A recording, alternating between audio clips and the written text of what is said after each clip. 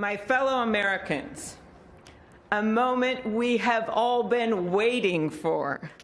It is now my great privilege and high honor to be the first person to officially introduce the 46th President of the United States, Joseph R. Biden, Jr.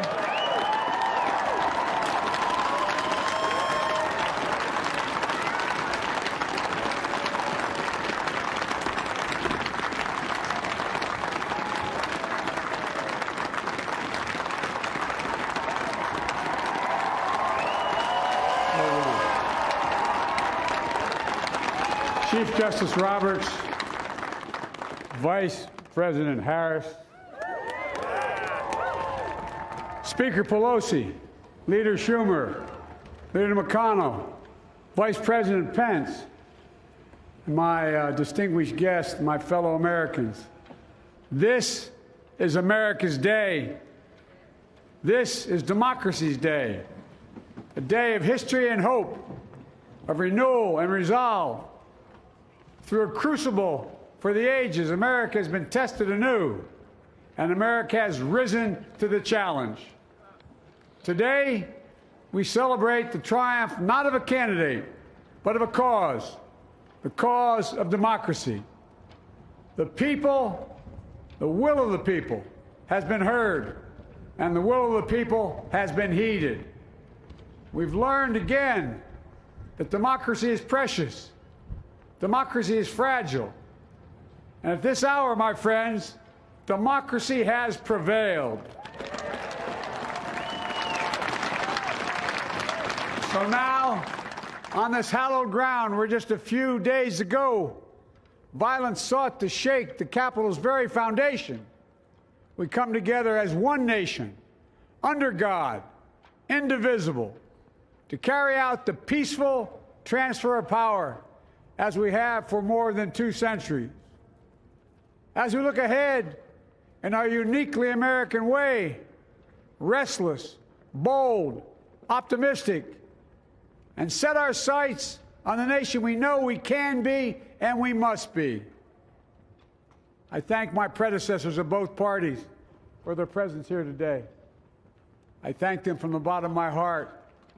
And I know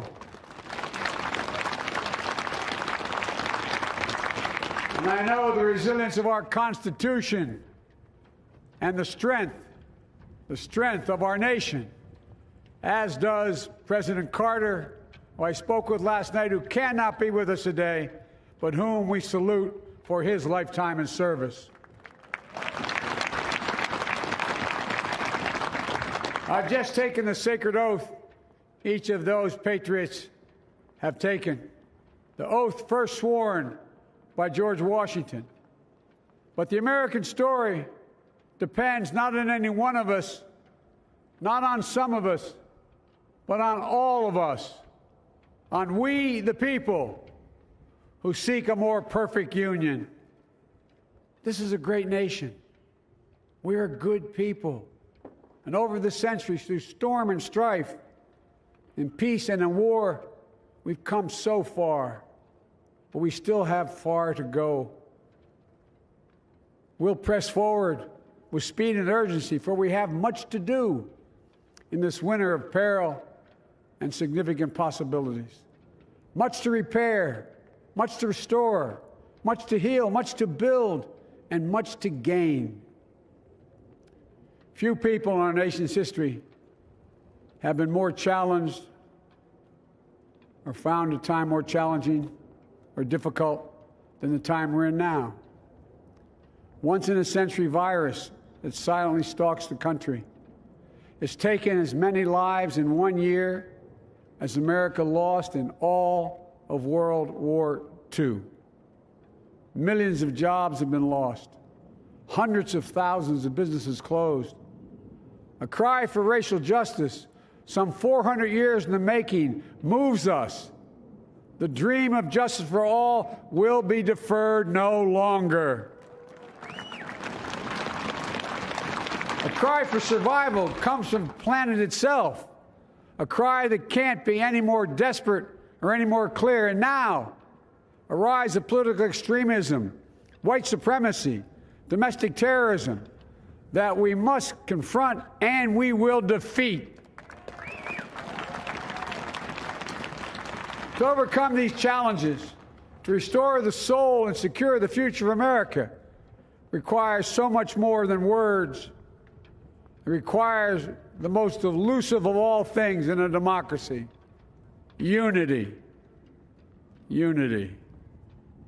In another January, on New Year's Day in 1863, Abraham Lincoln signed the Emancipation Proclamation. When he put pen to paper, the president said, and I quote, "If my name ever goes down into history, it'll be for this act, and my whole soul is in it." My whole soul is in it. Today, on this January day, my whole soul is in this, bringing America together, uniting our people, uniting our nation. And I ask every American to join me in this cause.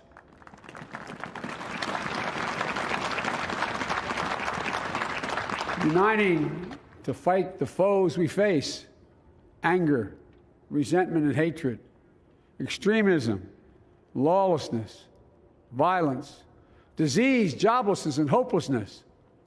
With unity, we can do great things, important things. We can right wrongs. We can put people to work in good jobs. We can teach our children in safe schools. We can overcome the deadly virus. We can reward work and rebuild the middle class and make health care secure for all. We can deliver racial justice, and we can make America one force for good in the world. I know speaking of unity can sound to some like a foolish fantasy these days. I know the forces that divide us are deep and they are real. But I also know they are not new. Our history has been a constant struggle between the American ideal that we're all created equal and the harsh, ugly reality that racism, nativism, fear, demonization have long torn us apart. The battle is perennial, and victory is never assured. Through Civil War, the Great Depression, World War, 9/11, through struggle, sacrifice, and setbacks, our better angels have always prevailed. In each of these moments, enough of us have come together to carry all of us forward. And we can do that now. History, faith, and reason show the way of unity. We can see each other not as adversaries, but as neighbors. We can treat each other with dignity and respect. We can join forces, stop the shouting, and lower the temperature. For without unity, there is no peace, only bitterness and fury. No progress, only exhausting outrage. No nation, only a state of chaos. This is our historic moment of crisis and challenge, and unity is the path forward. And we must meet this moment as the United States of America. If we do that, I guarantee you we will not fail. We have never, ever, ever, ever failed in America when we've acted together. And so today, at this time, in this place, let's start afresh, all of us. Let's begin to listen to one another again, hear one another, see one another, show respect to one another. Politics doesn't have to be a raging fire, destroying everything in its path. Every disagreement doesn't have to be a cause for total war. And we must reject the culture in which facts themselves are manipulated and even manufactured.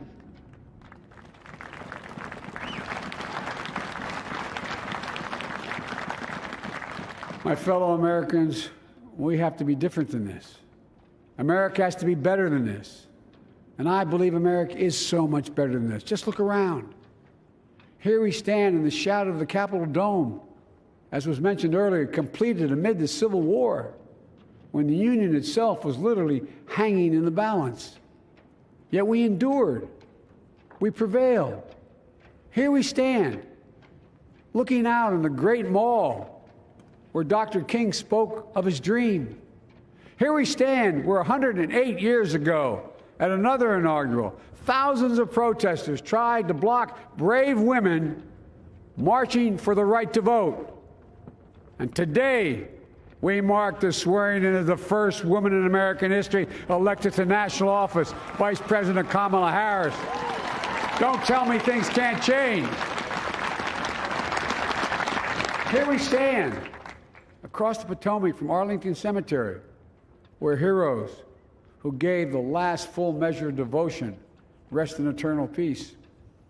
And here we stand, just days after a riotous mob thought they could use violence to silence the will of the people, to stop the work of our democracy, to drive us from this sacred ground. It did not happen. It will never happen. Not today, not tomorrow, not ever. Not ever.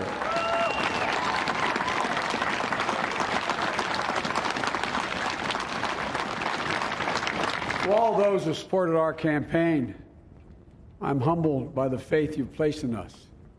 To all those who did not support us, let me say this. Hear me out as we move forward.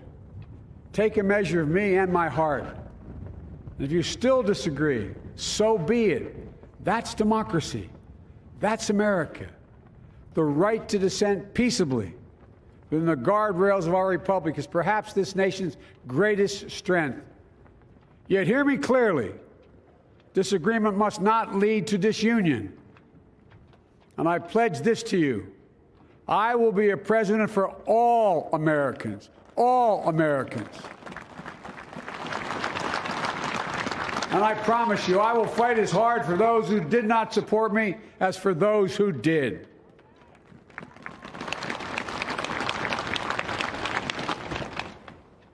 Many centuries ago, St. Augustine, a saint of my church, wrote that a people was a multitude defined by the common objects of their love. Defined by the common objects of their love. What are the common objects we as Americans love that define us as Americans? I think we know. Opportunity, security, liberty, dignity, respect, honor, and yes, the truth. Recent weeks and months have taught us a painful lesson. There is truth and there are lies. Lies told for power and for profit. And each of us has a duty and a responsibility as citizens, as Americans, and especially as leaders. Leaders who have pledged to honor our Constitution and protect our nation, to defend the truth and defeat the lies. Look, I understand that many of my fellow Americans view the future with fear and trepidation. I understand they worry about their jobs. I understand, like my dad, they lay in bed at night, staring at the ceiling, wondering, can I keep my health care? Can I pay my mortgage? Thinking about their families, about what comes next. I promise you, I get it. But the answer is not to turn inward, to retreat into competing factions, distrusting those who don't look like you, or worship the way you do, or don't get their news from the same sources you do. We must end this uncivil war that pits red against blue, rural versus urban, conservative versus liberal. We can do this if we open our souls instead of hardening our hearts, if we show a little tolerance and humility, and if we're willing to stand in the other person's shoes, as my mom would say, just for a moment, stand in their shoes. Because here's the thing about life. There's no accounting for what fate will deal you. Some days, when you need a hand. There are other days when we're called to lend a hand. That's how it has to be. That's what we do for one another. And if we are this way, our country will be stronger, more prosperous, more ready for the future. And we can still disagree. My fellow Americans, in the work ahead of us, we're going to need each other. We need all our strength to persevere through this dark winter. We're entering what may be the toughest and deadliest period of the virus. We must set aside politics and finally face this pandemic as one nation. One nation. And I promise you this, as the Bible says, weeping may endure for a night, but joy cometh in the morning. We will get through this together. Together. Look, folks, all my colleagues I serve with in the House and the Senate up here, we all understand the world is watching all of us today. So here's my message to those beyond our borders. America has been tested, and we've come out stronger for it. We will repair our alliances and engage with the world once again, not to meet yesterday's challenges, but today's and tomorrow's challenges. And we'll lead not merely by the example of our power, but by the power of our example.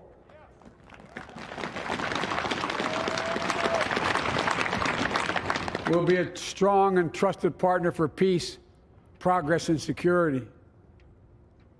Look, you all know we've been through so much in this nation. And in my first act as president, I'd like to ask you to join me in a moment of silent prayer. Remember all of those who we lost in this past year to the pandemic. Those 400,000 fellow Americans, moms, dads, husbands, wives, sons, daughters, friends, neighbors, and co-workers. We'll honor them by becoming the people and the nation we know we can and should be. So I ask you, let's say a silent prayer for those who've lost their lives and those left behind, and for our country.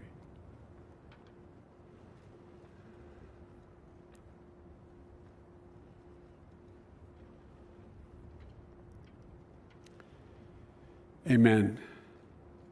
Folks, this is a time of testing.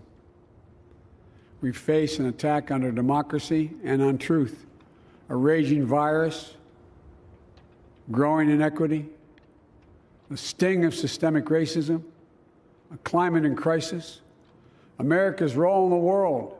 Any one of these would be enough to challenge us in profound ways.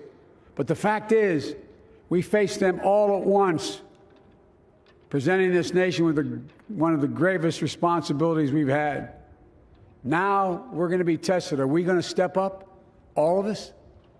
It's time for boldness, for there's so much to do. And this is certain. I promise you, we will be judged, you and I, by how we resolve these cascading crises of our era. We will rise to the occasion is the question. Will we master this rare and difficult hour? Will we meet our obligations and pass along a new and better world to our children? I believe we must. I'm sure you do as well. I believe we will. And when we do, we'll write the next great chapter in the history of the United States of America, the American story. A story that might sound something like a song that means a lot to me. It's called American Anthem. There's one verse that stands out, at least for me, and it goes like this. The work and prayers of century have brought us to this day. What shall be our legacy? What will our children say?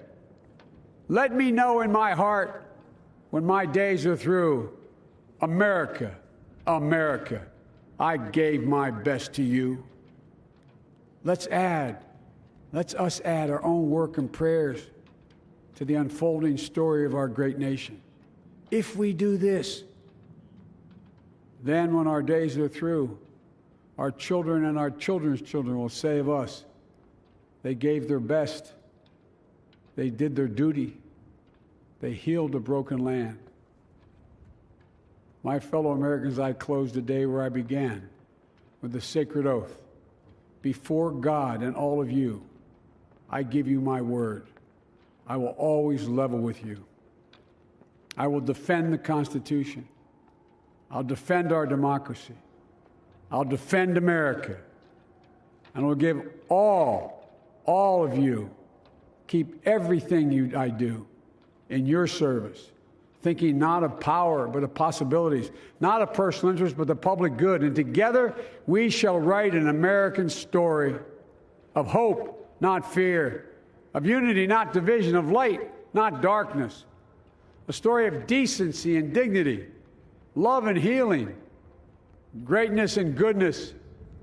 May this be the story that guides us, the story that inspires us, and the story that tells ages yet to come that we answered the call of history. We met the moment. Democracy and hope, truth and justice did not die on our watch but thrived. That America secured liberty at home and stood once again as a beacon to the world. That is what we owe our forebears, one another, and generation to follow.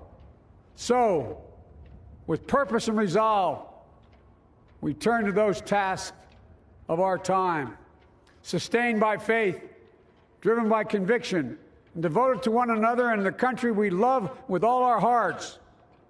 May God bless America, and may God protect our troops. Thank you, America.